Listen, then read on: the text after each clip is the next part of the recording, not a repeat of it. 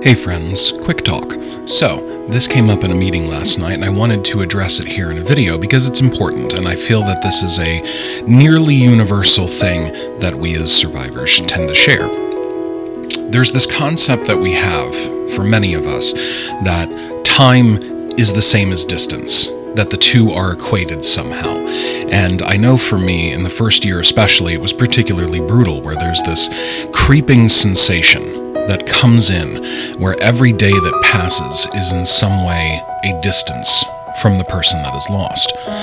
It's a complicated feeling, and it's grasping at a phantasm because there is no purchase to be made. You can't grapple with this, you can't get onto it in a physical way. And that feeling is so pervasive amongst survivors of suicide loss that what we find is that it becomes an obsession for some people. I know it was for me. That's okay if you're stuck in this place. It does change over time, but let me just give you some thoughts on it. When we lose somebody, we have lost control. Things are outside of our realm of understanding. We have a danger that can't be assessed. We have a loss. Suicide loss is particularly egregious in terms of recovery because of the complexities of it, because there is a danger that is not identified that we can't point to and say, here's the problem, this is what happened. It's more nebulous than that. It's more difficult to come to a conclusion as to what went wrong, and we are left searching for a reason as to why. So when we lose somebody this way, the distance that we have from them that comes in the terms of time, we tend to equate in terms of physicality as well. I was afraid that I would forget what their voice sounded like. I was afraid that I would forget what they looked like. I was afraid I would forget every single memory, because in our normal day-to-day lives, we think of time and we think of all the things we've forgotten. But the things that we've forgotten were irrelevant, or we would have remembered them. And I don't think any of us as survivors think back on the person that we lost and say that they were in any way irrelevant. I had this vision for me throughout that first year in particular, where I would imagine the person that I lost standing on the back of a ship as it slowly went through the foggy seas over the horizon, and I was worried that it was so far outside my grasp that there was no way to swim to catch up to it, that it was just gone. They were just gone. And every day that passed, that ship got a little further out. But that's grief. That's trauma. Because in the end, what we're really contending with when we think of them, and it brings us pain, when we think of them and we get punched in the stomach, that feeling, that thought, that's that fog. And when we're inhaling that grief, that's what's entering us, is that pain. And I will tell you this, because you need to hear it. Fog is temporary. All of the tools that we give to survivors, all of the things we recommend that you do, seeing a professional, going to groups, whether it's journaling or meditating or medication, whatever it is, those tools that make up your toolbox, they don't feel like they have much substance at first. And we hear this commonly, I felt this very commonly in the beginning as well, that there's just no point to it. What's writing in a journal going to do for me? What's meditating going to do for me? That doesn't solve the horror of the situation. The reason they don't feel like they have all that much weight is because in reality, they don't. What they are is wind. And that wind is what we use over time to slowly clear the fog. And we refer to it as a fog. We think of it like that because when we think of the people that we lost, they are enshrouded in this fog of pain.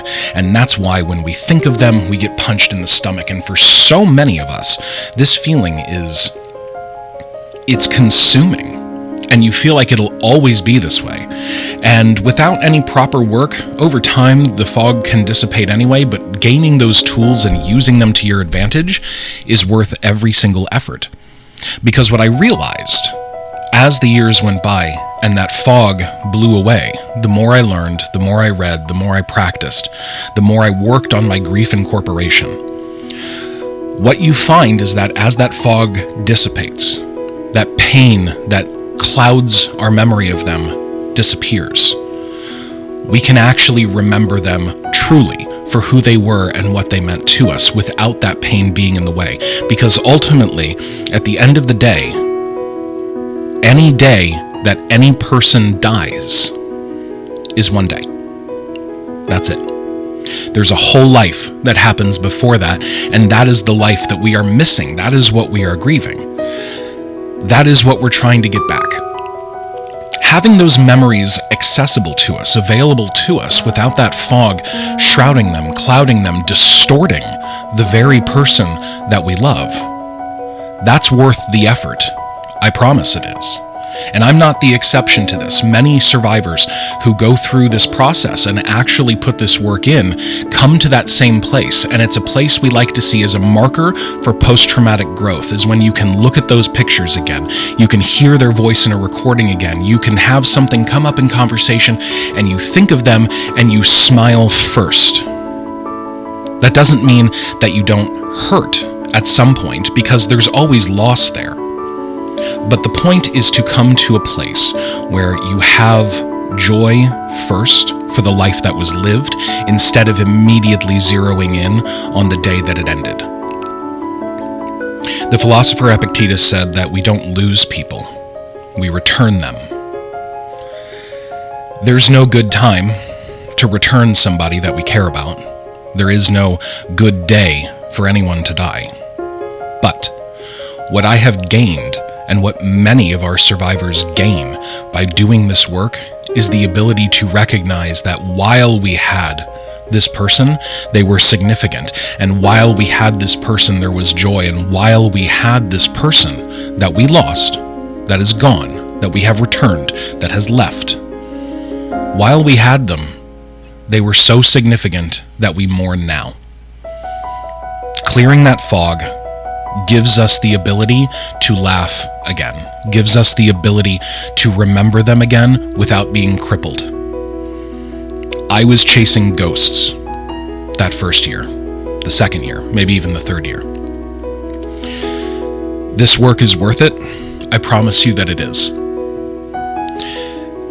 There is something that we like to tell people, and I open this video with it, and I will tell you again, and I insist that if you have the ability to and the inclination, you write it down on a post-it note, you stick it on your fridge along with all the other post-it notes we recommend, and that is just the phrase, time does not equal distance.